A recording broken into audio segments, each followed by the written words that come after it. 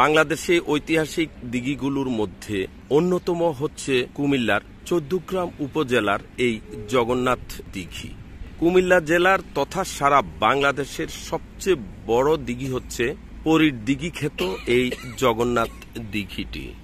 দিঘির ভিতর জগন্নাথ, পানির ভিতর কৈয়ারা, পাড়ের ভিতর বিজয় সিং, হাটের ভিতর লেমুয়া আর ঘাটের ভিতর পানুয়া।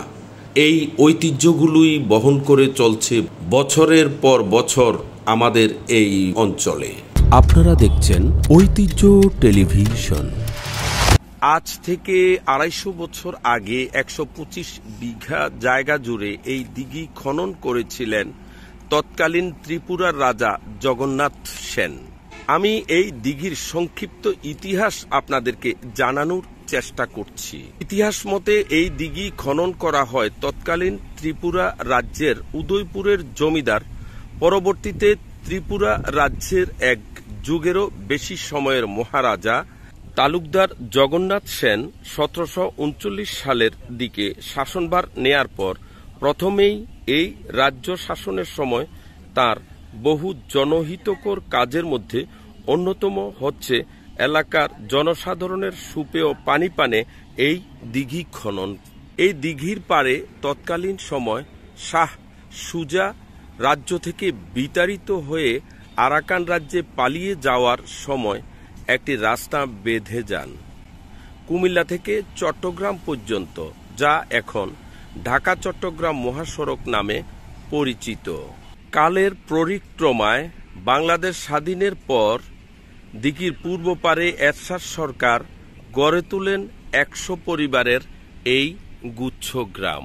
বর্তমানে এই দিঘির পারে গুচ্ছ গ্রামকে কেন্দ্র করে গড়ে উঠেছে হোটেল, রেস্তোরাঁ সহ নানা রকমের ব্যবসায়িক প্রতিষ্ঠান। দিঘির দক্ষিণ পারে পশ্চিম কোণে রয়েছে সরকারি ডাক বাংলো। ছায়া সুনিবিড় এই দিঘির পারে যাত্রা পথে অনেকেই বসে জিরিয়ে নেন এবং উপভোগ করেন এই দিঘির মনোরম পরিবেশ।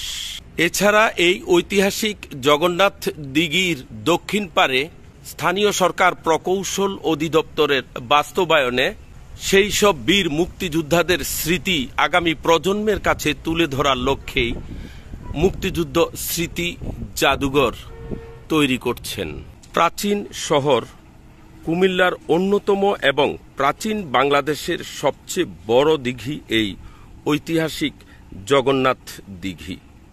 পরিশেষে প্রচলিত প্রবাদে দিঘির মধ্যে অন্যতম জগন্নাথ, পাড়ের মধ্যে বিজয় সিংহ, পানির মধ্যে কৈয়ারা, হাটের মধ্যে লেমুয়া আর ঘাটের মধ্যে পানুয়া, এই প্রবাদেই সমৃদ্ধ করেছে এই মুলুক। ঐতিহাসিক জগন্নাথ দিঘির পাড় থেকে আমি জহিরুল ইসলাম জাহাঙ্গীর।